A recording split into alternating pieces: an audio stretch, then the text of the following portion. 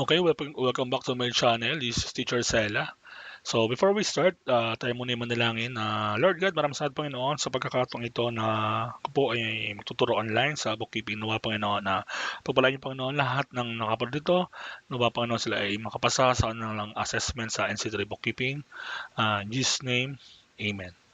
So ngayon naman po, ang gagawin po natin, last video, so ginawa po natin yung receiving receiving report. Ito po yun. So, tatandaan nyo lang po, ang technique po dyan sa assessment, lagi po nauuna si P sa R. So, accounts payable, saka po last po yung accounts receivable. So, ngayon naman po, dadako na po tayo sa ledger. Ledger po ng bawat account. So, pag sinabing ledger, ito po yung total ng mga transaction.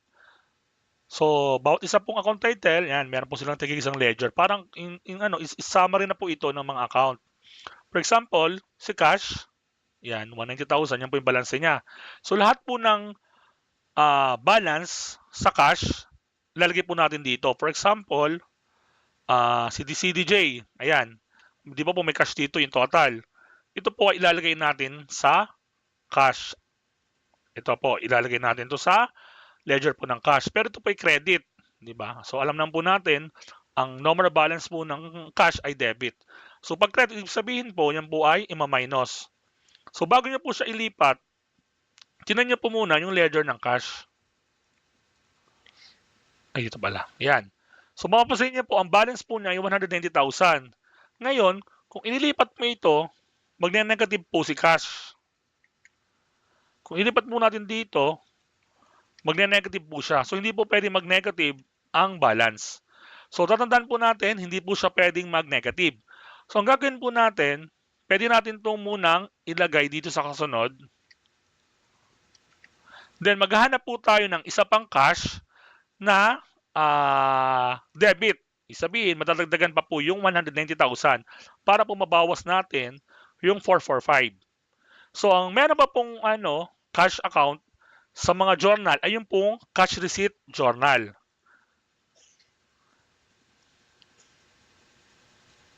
Ito po, cash receipt journal. Sana yun? Ayan po. Di ba meron po ditong cash, debit. So ito pong 787,000 ang pwede po natin munang unahing ilagay. So gagawin ko po, ikakopy ko to. Kayo po tandaan nyo po na siya ay nailipat nyo na. So gagawin ko po, lagyan ko po ito ng black. Sabihin po na ilipat ko na.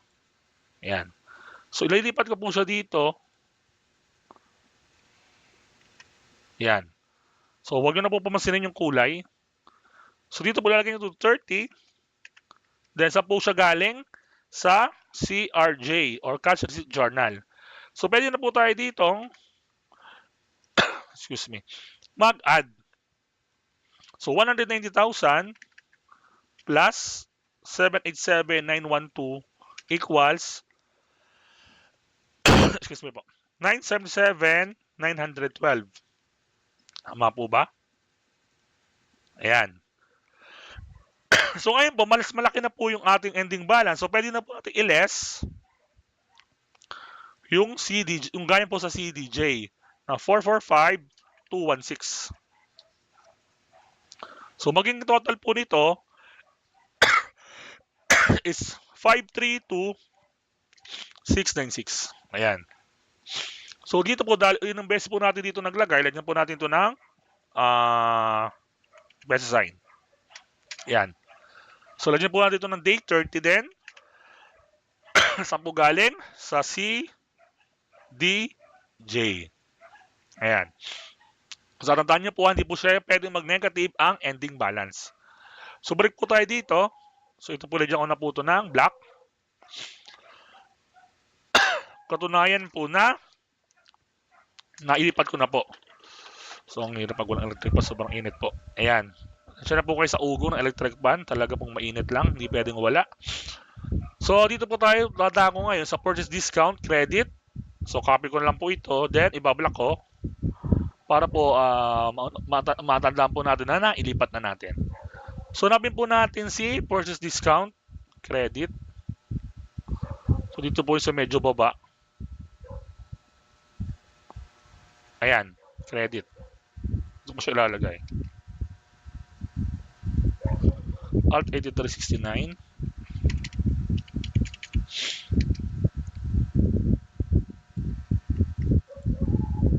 Ayan. So, date po nito ay November 30.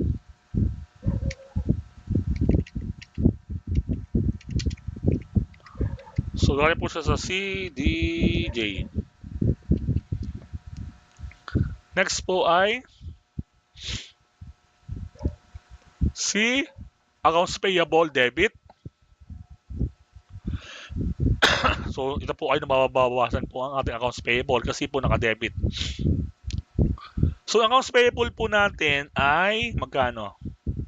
So, 30,000 lang po. So, ganun din po tulad sa cash, hindi mo siya pwede i-minus kasi magne-negative. So, ilagay muna natin siya dito. 30 CDJ. So, hanap po tayo ng accounts payable na pwede natin i-add sa 30,000 para po hindi siya mag-negative pag binawas yung 354. So, kung meron pong accounts payable na journal is yung purchase. Ayan po, accounts payable. Ito po, 440. Ayan. So, i-copy ko na po ito. Then, i-block ko na siya. Kasi baka madoble. Ayan. Then, ilipat natin dito sa CDJ. Sa CDJ. Sa ledger. So, ayan. So, pwede na po natin siyang PJ. I-add. So, ito po magiging 470. Ay, mali. 470, tama.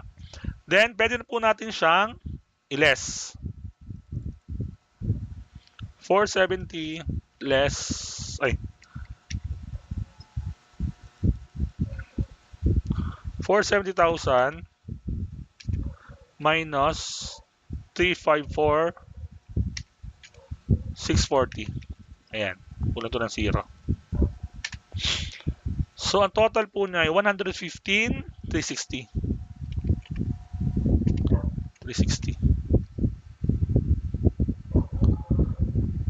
Ayan. So, 115,360. So, meron pa po tayo isa pang accounts payable. Tapusin na po natin ito accounts payable. Dun po sa ating receiving report, dito po sa taas,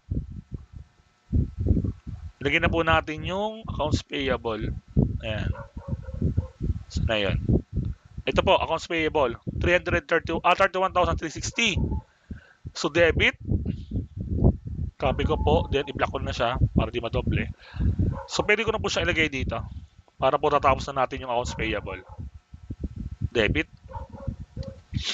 Ayan. So, ito ay 5. General Journal 1. So, less po natin ito.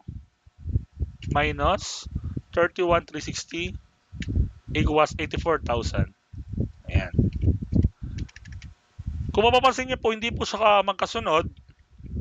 So, kung depende naman po sa assessment, kung ito po ay as assessor, kasi ang ginawa po natin dito, inuna natin yung mga total. Nauna yung 5. Kung kayo naman po ay gusto nyo makasigurado, pwede nyo naman po siya unahin yung 5. Kasi 31,000 lang naman. 31,000, hindi po siya pwedeng unahin to pala. Kasi magne-negative din. 30,000 lang po kasi yung balance.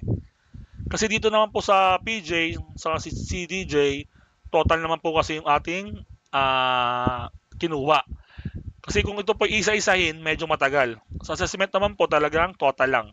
So huwag nyo na pong pansinin yan. Kasi hindi na po siya pwedeng mauna talaga dun sa isa, sa 30 kasi magne-negative. So pwede na po yan. So ito na po yung ating total balance po ng accounts payable. So balik po tayo dito. Hindi ko pa po ito na block. Block ko lang po ito. Next po is si withholding tax payable, debit, 0. Ay, hindi na po yung kasama dahil 0 naman. So ito po tayo sa pag-ibig payable, 3.5. Yan, 3.5. Hanapin natin si accounts sa pag-ibig payable, 3.5 debit. Sa pag-ibig ito, debit. Dito po siya. So 30 din, galing siya sa CDJ. So pag nilas po natin to, magiging po itong 2,050 less 3,500. Yan. So okay na po yun. Next po, ay hindi ko naman siya na-block.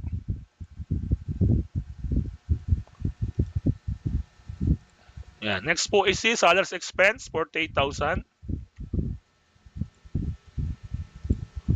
Salaries Expense.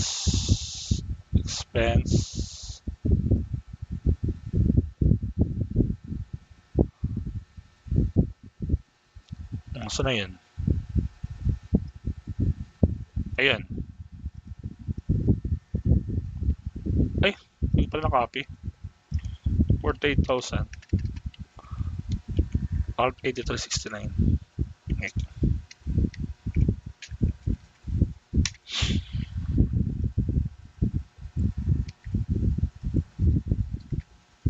So November 30. CDJ. Ayan. Ngayon po, dito po sa Sundry, dahil po siya magkakaibang account, isa-isahin po natin itong ilipat. Ito po, isa-isa. Isa, supplies, inputs, si rent. Lahat po dito, isa-isahin po natin siyang ilipat. So, try na po natin. Supplies expense, 1,500.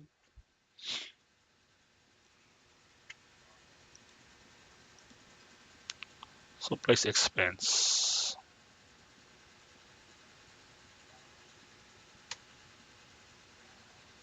Ayan.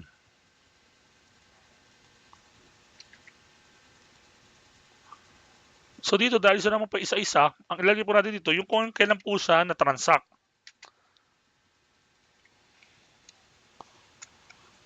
CDJ. So November, ano nga ba siya? 5 ba? Lagyan natin. November 4 pala. Okay lang. Baguhin na lang natin. So input bat naman po 180. Debit din. Input bat 180. Debit. Dito lang yun. Yan. So 6 CDJ. Supplies expense. Baguhin natin yung date. 4 lang pala siya. Yan.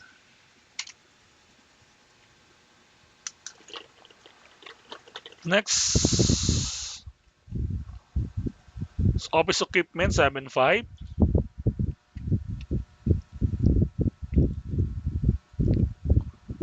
Office equipment. Ayun, 7,500. So, dito siya.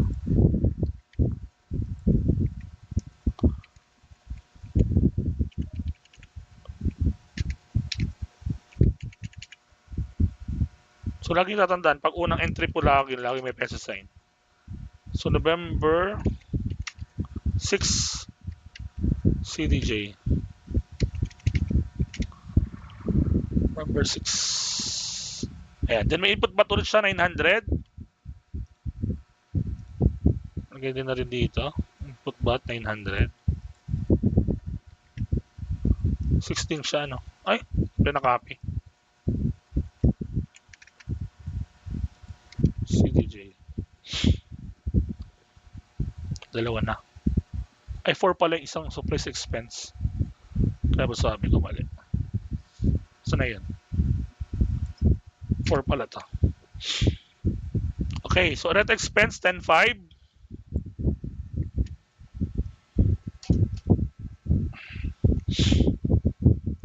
So sa inyo naman, madali lang kasi hindi nyo kayo pabalik-balik. Kasi nasa ano, pag na-print nyo naman yan, madali na kayo mag-encode. Ito.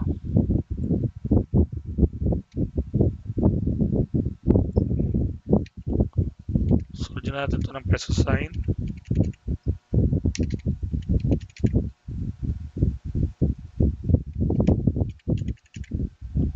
Yan. November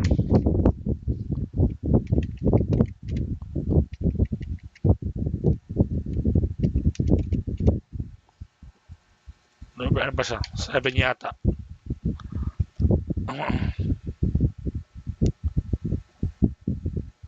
That 6 din pala. 6.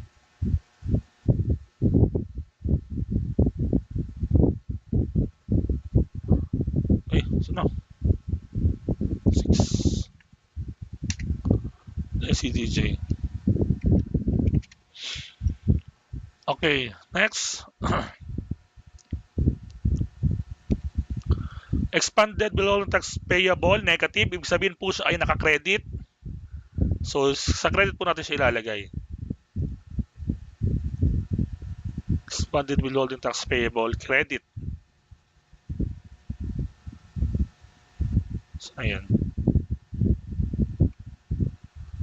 Ayan, credit. So, dito siya. So dito po, hindi pwede naka-negative, ano yan, naka-parenthesis. Sabihin po nun, credit lang siya. Kaya po siya naka-parenthesis. So, siya i-add natin. So, magiging siyang 1,000. Ito nga. Ano ba yan? Limot ko agad yung date. Hindi ko silip. 6.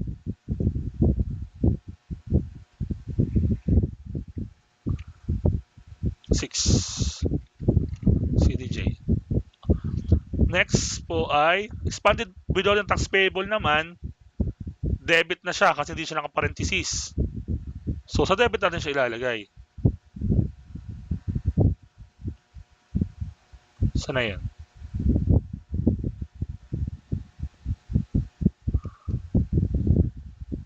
Ayan. So, 500. 11. CDJ. Alt 8369. So, dahil ang normal balance po ng payable ay credit, so nag-enter tayo sa debit, so ile-less natin siya. So, magiging po itong 500. Kunti na lang. Utilities payable, 700, saka 31. So, black ko na to, alam po na to.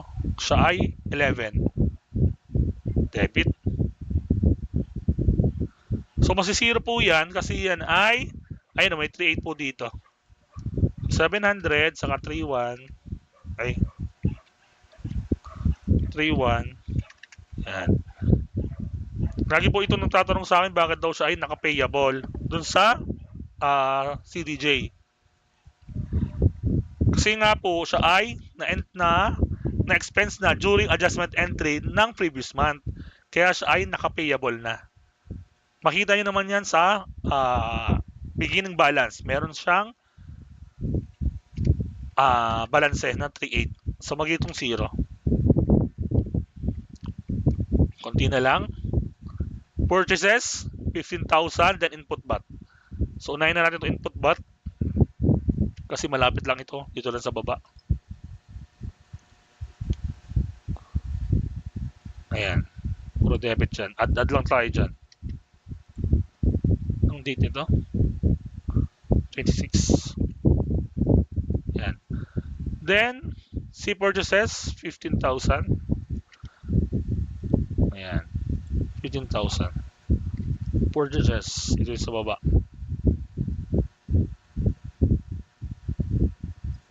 Ayan. 15,000.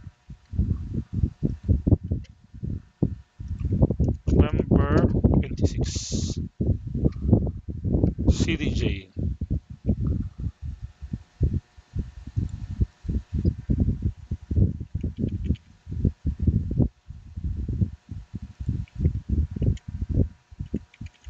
Ay, Ben.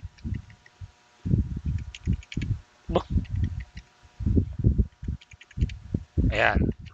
So, tapos na natin pong ilipat lahat ng nasa CDJ. CDJ. So, punta naman po tayo sa iba pang journal. Ayan, huwag po muna ito. Dito tayo sa ano bang meron na dito? Itong purchase journal. Ito, pwede na po natin itong gawin. So, input BAT, debit, 55,000. So, lagay po natin ito, 55,000. Input BAT. Ayan, dito. So dahil po siya ay marami, so total po ilalagay natin dito. Ayan. Next. Ito po, purchases, 385,000. Wala pala itong peso sign.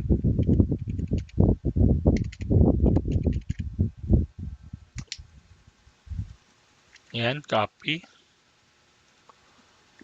So, hanapin natin sa purchases. Sa baba yun. Debit. Ayan. So, 30. CDJ. So, add lang natin to. Magigitong 400 ba? Parang 400. Ayan. Next. Punta tayo dito sa sales discount, debit. Wala itong peso sign.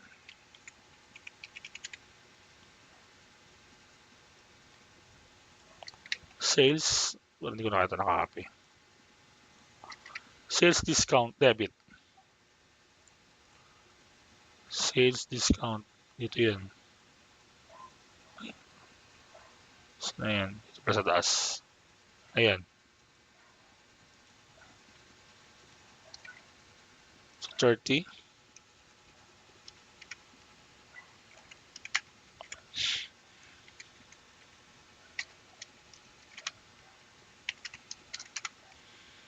Galing siya saan? Sa CRJ. CRJ. Ayan. Hindi ko pala naitiman. Okay, next. Output bot credit, 54,000. Ino talaga. Output bot. Ayan. Credit siya.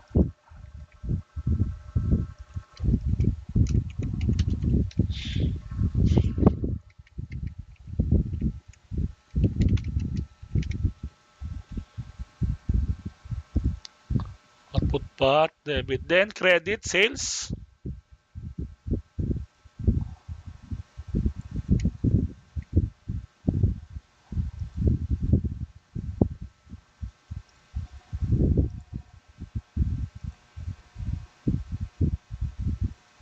Ayan.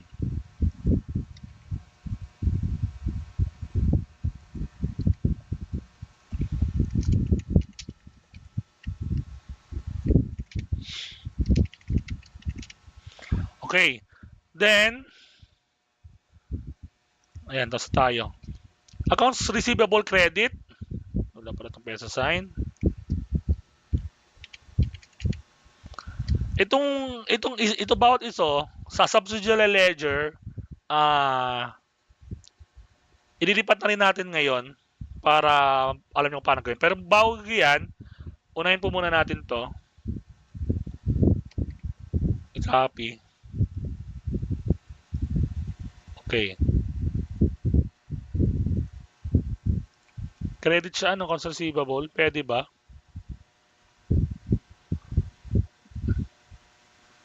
So, hindi siya pwede dito ilagay kasi magne-negative. So, ibaba muna natin. So, hanap naman tayo dito na pwede nating i-add para malas natin to kasi magne-negative. So, ang meron pa accounts receivable na journal bukod sa CRJ ay sa sales journal. Yung mga pinautang natin. Ito yon. Ayan. Accounts receivable debit. So, kunin ko na muna to.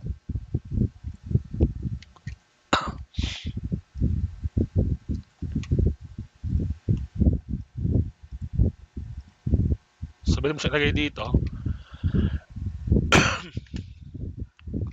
Sales journal.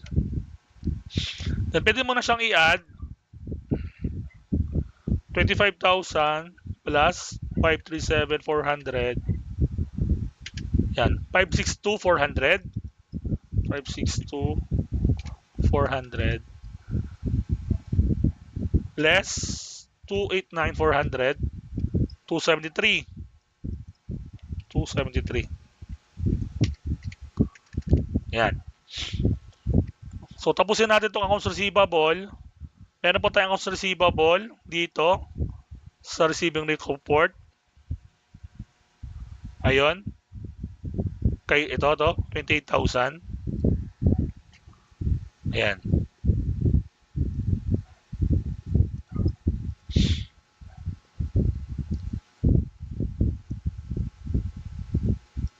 Credit din to. Ayan. 5. Kano na? Minus 28,000 equals 245. Ayan. So, hindi mo rin pwede siyang unahin si 5 after ng November 1 kasi magne-negative din, no? So, general journal, hayaan mo na siya. Ayan. Then, sinasabi ko nga, kanina, yung subsidiary ledger, same kasi yung subsidiary ledger, ang pag-entry nun, bawat company, syempre, pag may utang ka, ilista mo bawat company. Ito, bawat isa ilalagay natin. Ayan, ito. So, unahin natin si accounts receivable, debit. Ayan, SMB Corp, 212,000. Ayan. So, pwede ko siya ditong i-block na. So, punta tayo sa subsidiary ledger. Pag subsidiary ledger kasi inaatado ni SMB Corp. Ayan, medyo nagumulo na. Ayan, magulo na siya. Dahil sa pag-entry natin, ayusin muna natin para hindi tayo umalit maguluhan. Sa tayo. Ito. Delete na natin to. Sobra naman to.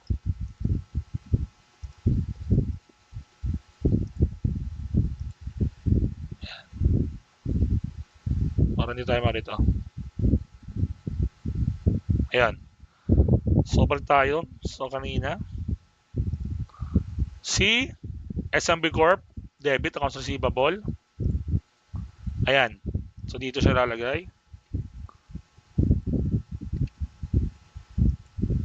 Anong date? 4, November 4. November 4. Ayan. Sales journal. Then, ilagay na natin, dapat mamemoryan yung kasunod. Meron pa tayong ilalagay bago yung receive, yung bago to. Ayan, meron siya dito. Oh, baka malito kayo, hindi ito ang kukunin nyo ha. Dito lang tayo kukuha sa accounts receivable. Ayan, ilagay na natin. Ayan. 12.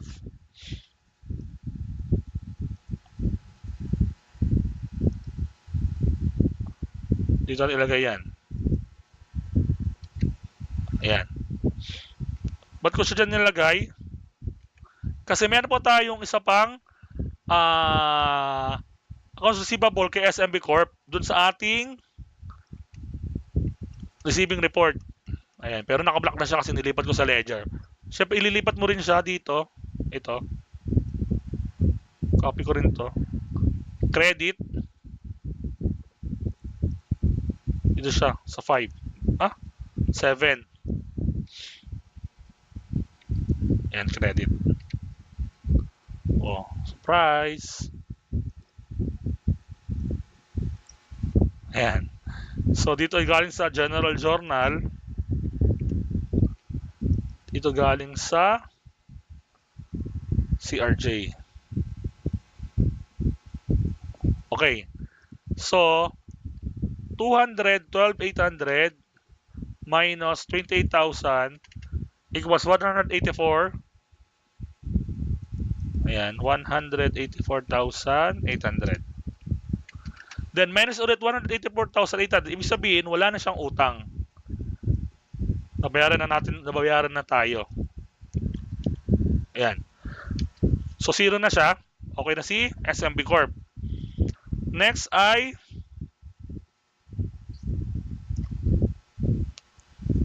si Sela Merchandise, 89,000.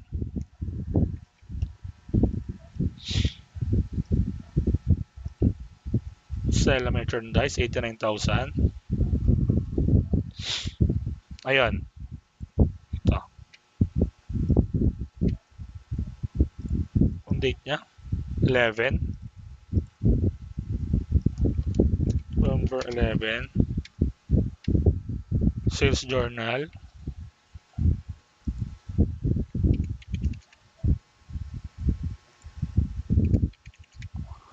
Okay. Next, I see, sino pa? Si FAFPJ Corporation, November 16. Ayan, November 16. Ayan, November 16. November 16. Sales journal. Okay. So, nagbayad na sila. Punta naman tayo sa cash receipt journal natin. Mga pinagbayad. Ayan, ang bayad dito ay si Zella Merchandise, 89,600. So, siya ay credit na. Ayan. So, wala na rin siyang utang. Nag-zero na rin siya. Zero. November 21. Hindi pa ito nablakan. November 21. Saan na yan? Ayan. CRJ. So, zero na siya. Wala na siyang utang. Next. Ano talaga? Si LTC Corp. 15,000.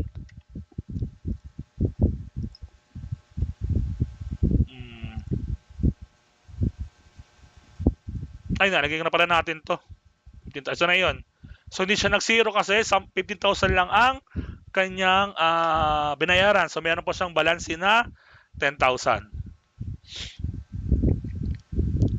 Okay. Tapos na tayo. Nagawa natin to. Na-block na natin. Ano pong ilalagay natin? Si account receivable. Itong account receivable. Okay na to. Ano? Journal. Okay na rin. Ito. Output bot. Ilagay na ba natin to? 57,400. Credit. Parang di pa, ano? Credit. So, balik na tayo sa general ledger. Yung kasing accounts receivable sa accounts payable, meron lagi siyang subsidiary na kung saan doon ilalagay bawat company. Asa si output bot? Ayan. So, hindi pa natin nailagay. So, 30 rin to. Saan siya galing? Saan na yan? Sa sales journal. So, add lang natin to.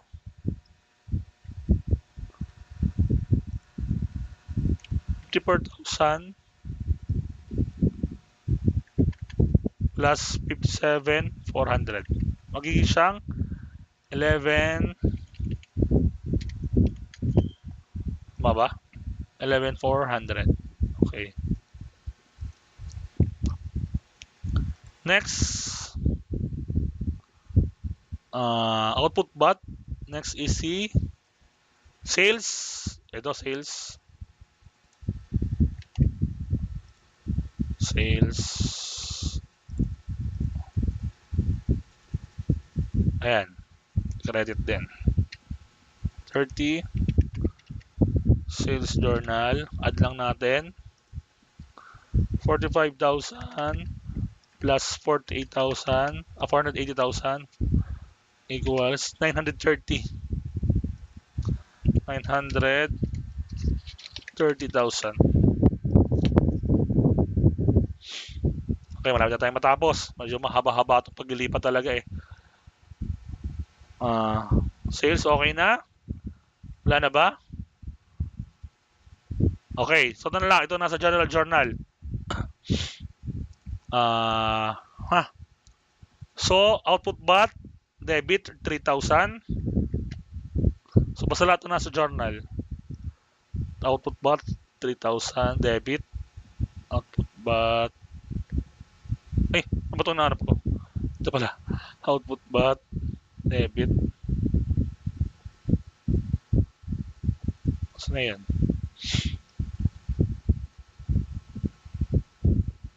Ayan, debit. 3,000. So ito ay, anong date? Output bot data. 7. So pag ganito namang siya 7, hindi naman siya magne-negative kung LLS natin yon. So pwede mo siyang unahin. Ay, hindi pala pwede. Lagyan na pala tayo dito November 30. Hindi siya pwedeng mauna din. Kasi ang normal balance ng output bot ay credit. So, hindi siya pwede. So lagyan na natin dyan journal 1. So less lang natin. So magigitong 108,400.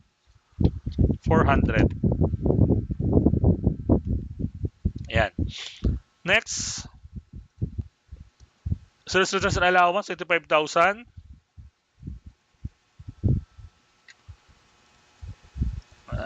Sales returns and allowance, debit. Sales returns and allowance, ito, debit. Ayan. November 5. General Journal 1. Ayan. Next. Okay na. Ay, November 7 pala. Sorry. 7. Next. Input bot, credit. Ayan. Input bot, credit.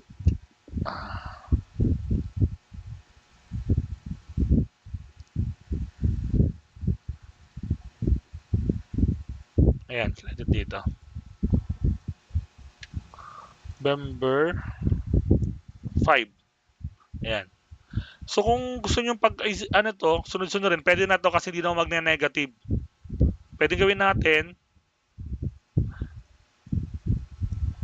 lagyan mo sa dulo. Ayan. Adjust natin to.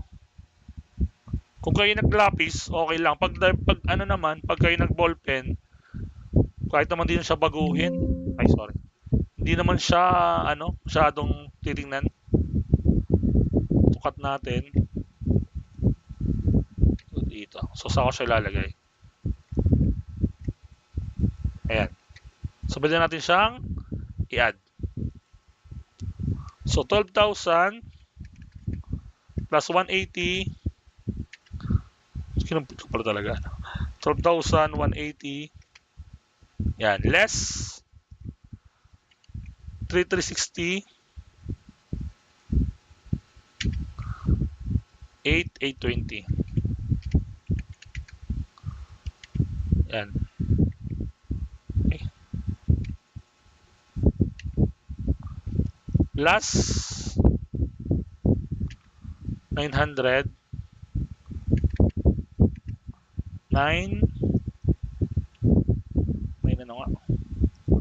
720 plus 18 11,520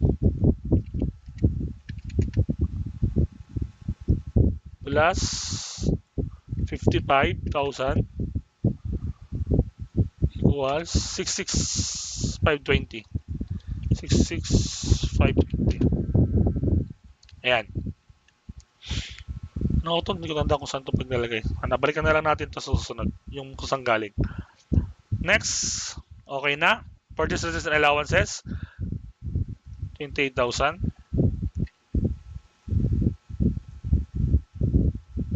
Purchase returns and allowances. Ayan. November 5.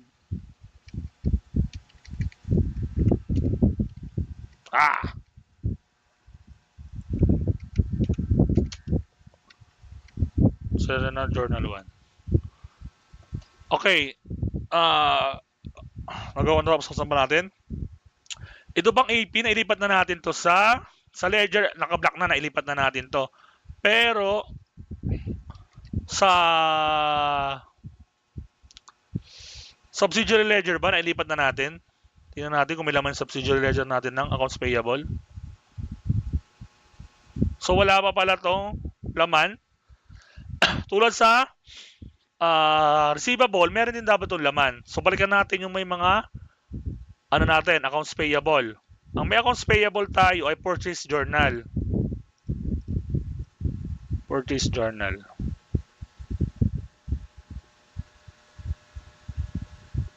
Ito. Di pa natin nailipat. So, ilipat natin. Senior High School Corporation, 445,000. The credit. Mahaba-haba na tayo. Ayan, dito. November 12. 12 ba? 2. November 2. PJ. Next, pwede natin ditong idiretso ito kasi yung School Corporation. Ito nasa receiving report. Ayan, no? Debit. Direct niya. Copy ko lang siya. Sana susundan nyo pa dito. Number 5. General Journal 1.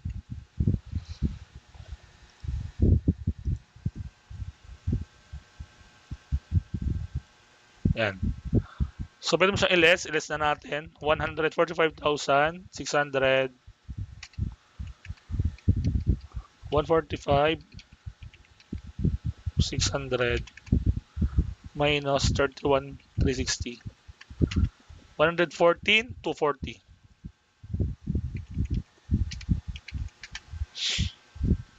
114, 240. Okay. Next, balikan natin. Okay na tayo doon. Balikan natin si Purchase Journal. Ayan, Direct to Corp. Credit. Direct to Corp. Ayan, dito.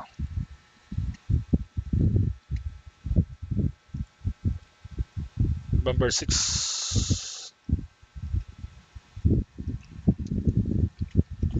November 6. PJ.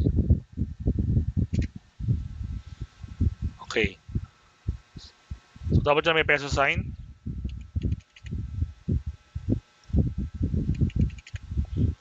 Next. Last na, AGR merchandise.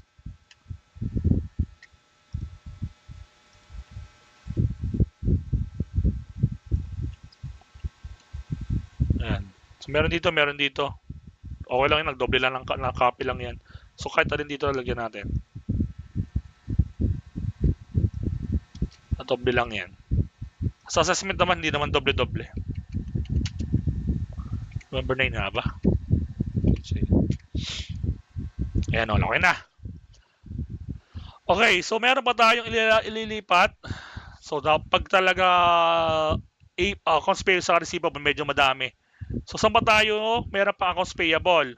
Meron tayong accounts payable sa CDJ.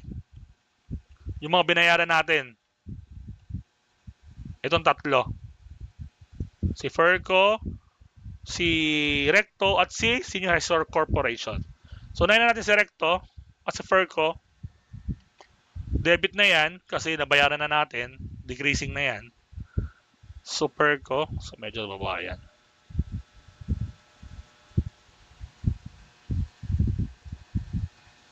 Saan si Ferco? Accounts payable.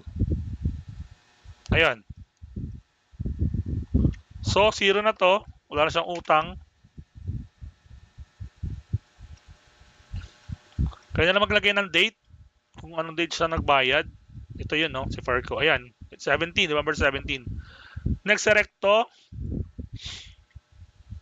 21.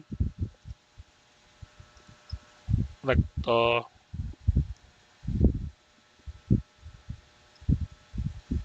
Magkano pa tayo nagbayad? 21.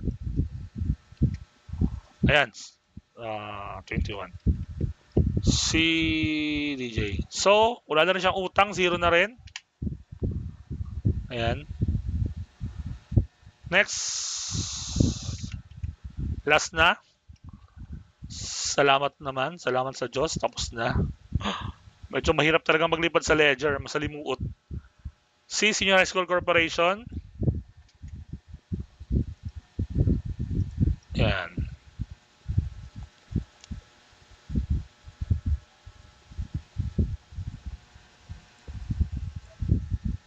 Ay, sorry. Dito pala.